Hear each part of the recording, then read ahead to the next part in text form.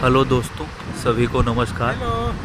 ये Wankhede cricket stadium का ये स्ट्रीट लाइट है जो ऊपर लगा हुआ है और ये स्टेडियम के पास का नज़ारा है।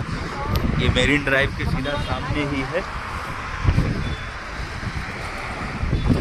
ये ऊपर है, अभी आप सबको दिखाया हूँ। मेरीन ड्राइव पे हूँ अभी। ये मुंबई का नज़ारा है।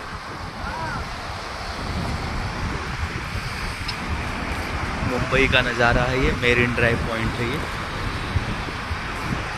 और ये वानखेड़े स्टेडियम का स्ट्रीट लाइट का वो सबसे ऊपर जो दिखता है, मैं आपको दिखा दूँ। ये मैंने कई बार क्रिकेट आते आते देखा है कि कैमरा समुद्र के साइड घुमा देते हैं,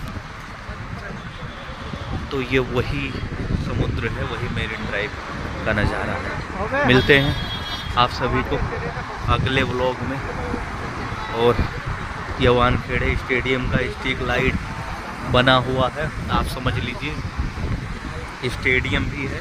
बट कभी हम वानखेड़े स्टेडियम के अंदर नहीं गए हैं, लेकिन दिल्ली के स्टेडियमों में गए हैं, चाहे वो फिरोजशाह कोटला हो। और मिलते हैं आप सभी को अगले ब्लॉग में। धन्यवाद आप